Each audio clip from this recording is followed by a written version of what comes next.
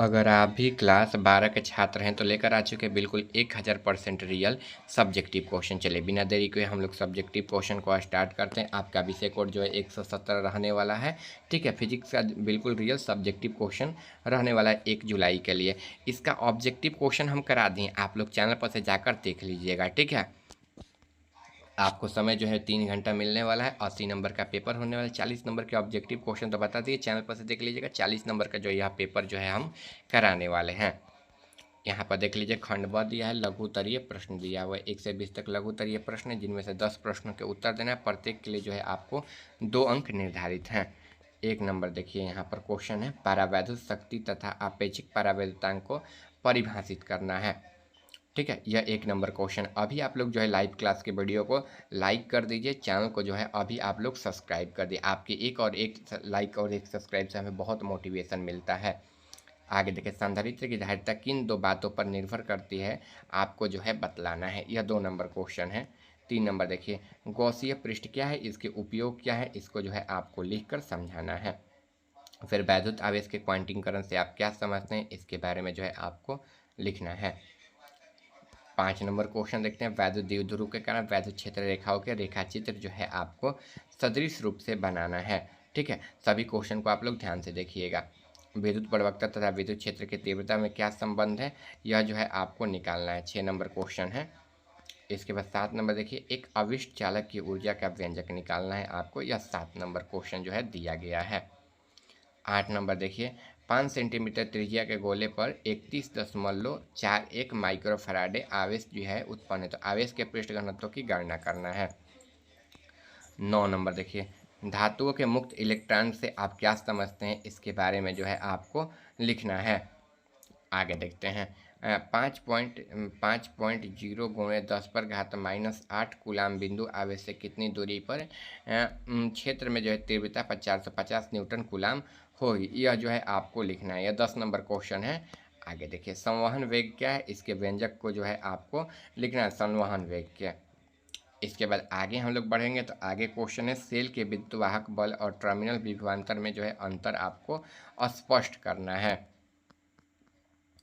13 number जो है यहाँ पर क्वेश्चन है, कार्बन प्रतिरोध, यहाँ पर प्रतिरोध के कलर कोड से आप क्या समझते हैं, इसके बारे में जो है आपको लिखना है। इसका विशिष्ट प्रतिरोध की परिभाषा लिखें एवं किन कारकों पर निर्भर करता है, ये भी जो है आपको अच्छे तरीके से दर्शाना है 14 नंबर क्वेश्चन को। 15 नंबर है, एक धात्विक चालक का प्रतिरोध ताप बढ़ाने पर बढ़ता है, कारण स्पष्ट करना है। या 15 नंबर क्वेश्चन जो है दिया गया है। 16 नंबर क्वेश्चन है, विभवमापी के 2 उपयोगों को जो है आपको लिखना है। इसके बाद 17 नंबर क्वेश्चन, अनओमीय प्रतिरोध किसे कहते हैं, इसका जो है कारण आपको उदाहरण सहित लिखना है। 17 नंबर क्वेश्चन हो गया। ठीक है, सभी लोग जो है वीडियो को आप लोग लाइक कर दीजिएगा, चैनल को जो है सब्सक्राइब कर दीजिएगा। लाइक और सब्सक्राइब करना मत भूलिएगा। आगे हम लोग बढ़ते हैं यहाँ पर 19 नंबर, मीटर सेतु के किस सिद्धांत पर कार्य करता है, इसके उपयोग क्या है, लिखना है। फिर किसी सेल के आंतरिक प्रतिरोध से आप क्या अभिप्राय है, किन बातों पर यह निर्भर करता है, ये भी जो है आपको लिखना है। दीर्घ उत्तरीय प्रश्न हो गया, 21 से 28 तक प्रश्न जो है दिया हुआ है। टी मोटाई तथा के परावैद्युतांक वाले पदार्थ से आंशिक रूप से भरे एक समानांतर प्लेट संधारित्र की धारिता से क्या व्यंजक व्युत्पन्न होता है, यह जो है आपको लिखना है। इसके बाद 22 नंबर है, वैद्युत क्षेत्र की तीव्रता क्या है। एक वैद्युत क्षेत्र के कारण विद्युतीय क्षेत्र में किसी बिंदु पर वैद्युत क्षेत्र की तीव्रता का व्यंजक जो है आपको प्राप्त करना है। ठीक है, आप जो है लिख लीजिए। आगे हम लोग बढ़ते हैं। आगे देखिए, यहाँ पर 23 नंबर क्वेश्चन है, संधारित्रों के श्रेणी क्रम और समानांतर क्रम के संयोजन का जो है उदाहरण सहित व्याख्या करना है। उदाहरण सहित जो है इसके आंसर को लिखना है। आगे देखिए, आवेश घनत्व माइक्रो के अनंत विस्तार में समतल आवेश चालक प्लेट के कारण किसी निकट बिंदु पर वैद्युत क्षेत्र की तीव्रता के लिए व्यंजक उत्पन्न करना है। फिर किरचॉफ के नियम को लिखें तथा समझाएं। इन नियमों का उपयोग कर हीट स्टोन की जो है संतुलित अवस्था प्राप्त करना है। स्थिर वैद्युत कूलाम के नियम को बतलाना है एवं समझाना है।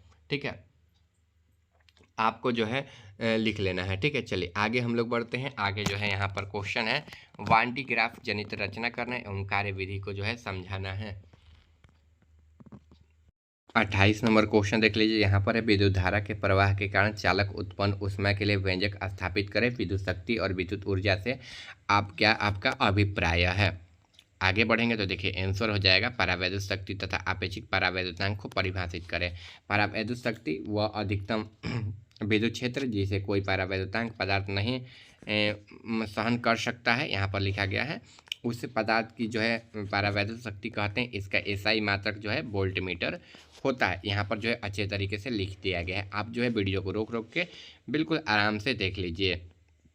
आपेक्षिक परावैद्युत में लिख लेना किसी माध्यम की विद्युतशीलता पर निर्वात की वायु विद्युतशीलता के अनुपात की आपेक्षिक परावैद्युतांक ER के कहते हैं। इसके बाद आगे हम लोग बढ़ेंगे तो आगे लिख लीजिएगा यहाँ पर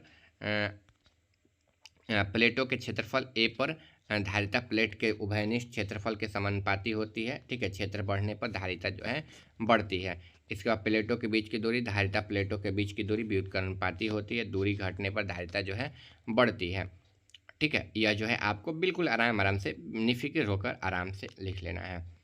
3 नंबर की ओर बढ़ेंगे तो उपयोग, इसका मुख्य उपयोग गॉस के नियम की सहायता से जटिल आवेशित वस्तुएं जैसे सीधे लंबे तार, आवेशित गोले या समतल चादर के कारण उत्पन्न विद्युत क्षेत्र की जो है तीव्रता ज्ञात करने में किया जाता है।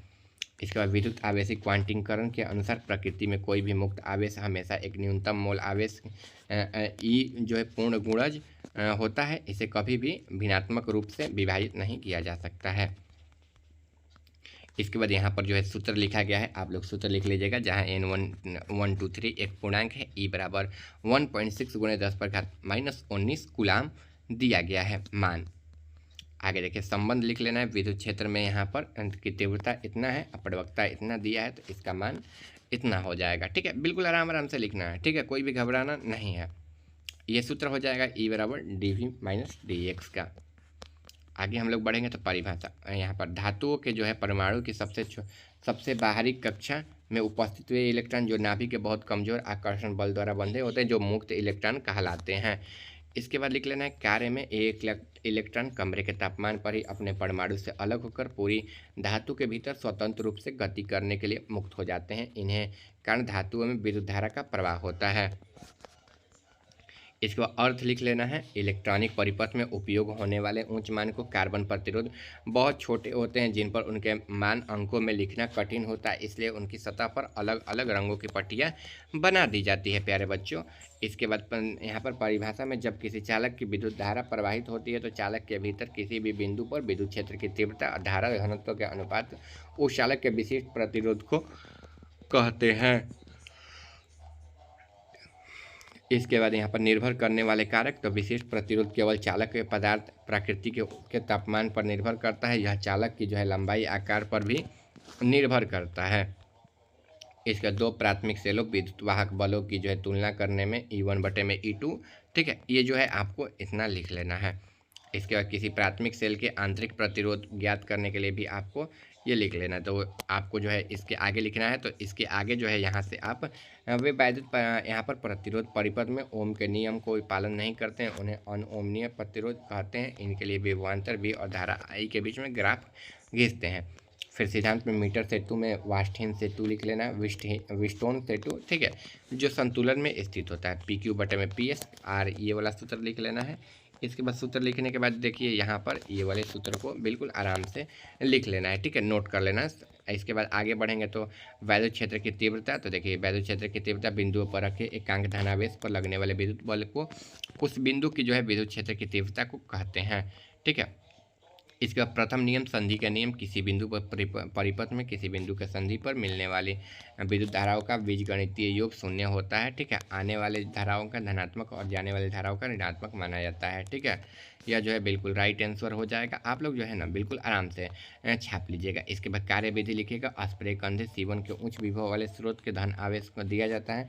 नुकीले सिरों पर कारण जो है स्थानांतरित हो जाता है जब बेल्ट के ऊपर पहुंचने पर संग्राहक कंधा C2 आवेश को सोख कर खड़े खोखले गोले के भीतर बाहरी जो है फेंक देता है। यह बिल्कुल राइट आंसर हो जाएगा। आप लोग जो है चैनल को सब्सक्राइब कर लीजिए, वीडियो को जो है लाइक कर दीजिएगा। ठीक है, इसका ऑब्जेक्टिव क्वेश्चन जो है चैनल पर मिल जाएगा, आप लोग चैनल पर जाकर देख लीजिएगा, बिल्कुल रियल पेपर है।